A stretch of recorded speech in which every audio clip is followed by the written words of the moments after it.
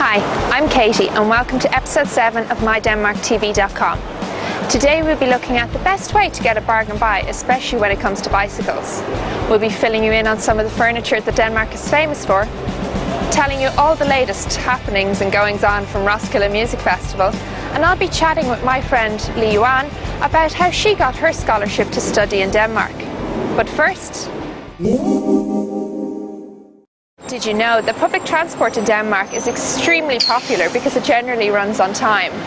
Most bus and train stations have an electronic screen like this one to tell you exactly when and where your bus or train will be arriving, even if it is running a bit late.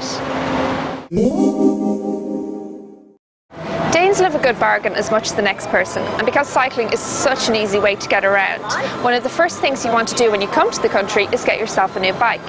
Now, a new one can set you back over 3,000 kroner, so if you're looking for something a little bit more bargain, it's worth checking out some other options. Personal trader magazine Den Blå Avis can have some great deals, and the police regularly hold auctions of bicycles and other lost property, so it's worth checking it out if you're looking for a new bike. You can check out topauctioner.dk or the police website for details of the latest auction in your area, and don't worry, some information is provided in English. If you're looking for other bargain buys for the home, you might want to check out some of the charity shops, such as Danish, where you can pick up some quality older furniture at bargain prices. And if you're looking for something, well, for nothing, then you can always go to your local municipal dump site or Genbrugspladsen, where you can get something at a steal. I know that's where I got my slightly rusty bicycle, but it was absolutely free, so it was great. Denmark is famous for its design, not least in the area of furniture. One famous Danish designer, Arne Jacobsen, created one of the most recognizable pieces of furniture in the 1950s, known as the 3107 chair. Now, it is the most copied chair in the world, with more than 5 million copies, which is kind of ironic, seeing as Jacobsen reportedly said that he was inspired to create the chair from an Eames design. If you want an original Jacobsen chair, you're probably going to have to shell out a few $100s. However, if you're willing to settle for something in a similar style, you can check out stores such as ID Møbler, Bilka and IKEA, where you might be able to pick up a bargain. This week's question is from Tomo in Japan, who wants to know a little bit more about getting a scholarship to study in Denmark.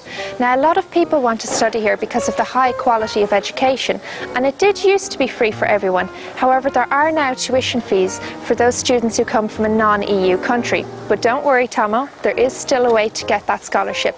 And I've asked my friend Lee Yuan to join us today and explain a little bit more about how she got her scholarship to Roskilde University. So, Lee Yuan, can you tell us a little bit more about how you got your scholarship to Roskilde? Sure. My case was a little bit different. When I applied my scholarship last year, it was also first time for the admission committee to award a scholarship to an international student. Okay. So it was quite chaotic in the beginning. But I made sure to contact the study secretary and the international office with a lot of different questions. So in that way, actually helped me to draft a successful application. So they saw great potential in me. That's how I got it. Sounds good. And maybe because you've been through that, could you give our viewers any tips on how to draft a successful application? Actually, I have 2 good tips. First one, I think it's actually very important to have a good academic performance. So remember to study hard. But in Danish university, grades don't determine everything. So if you have a good motivational letter or a good recommendation letter, it also counts a lot. And you mentioned motivation letter. What's the best way to write one of those, to draft that? Yeah. Actually, when you write a motivational letter, make sure not too long. 1 to 1.5 page is definitely enough. And it's a good idea actually to write your academics qualities and your personal qualities together. So bring up a little bit your external study activities, what kind of conferences you have joined or committee you have joined. For example, you have been a tutor before, everything counts. It's also a good idea to explain in a motivational letter that what kind of expectation you have from the university, or what you can contribute to the university. Okay. So that's what I think. So it's a two-way system. Exactly. So there are a lot of websites out there that can help. Are there any you've used? Definitely. There are two websites I have used a lot. One is seriousonline.dk, another one is studyingdenmark.dk. They are great. There are a lot of detailed information about how to apply for a scholarship in Denmark, so you should definitely check it out. Well, thank you very much, Liuan. Your information has been very helpful, I'm sure, to a lot of our viewers, and thank you for being with us today. You're welcome.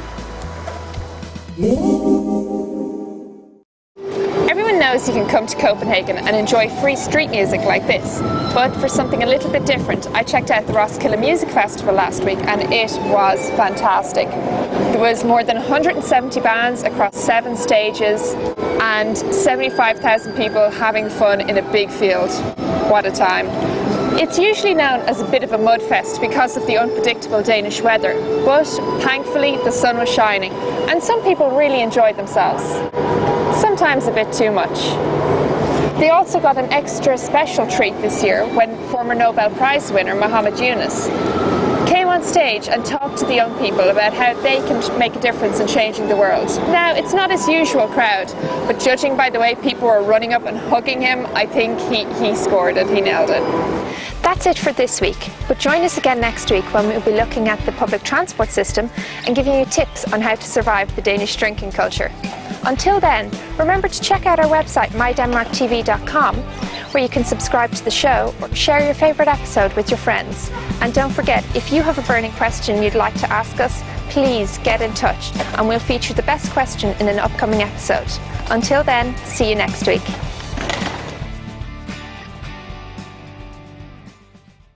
Everybody knows you can come to Copenhagen and enjoy free street music like this. And also the bells. Coldplay, Oasis, and more than 170 top name. Sorry, I have a fly in my eye.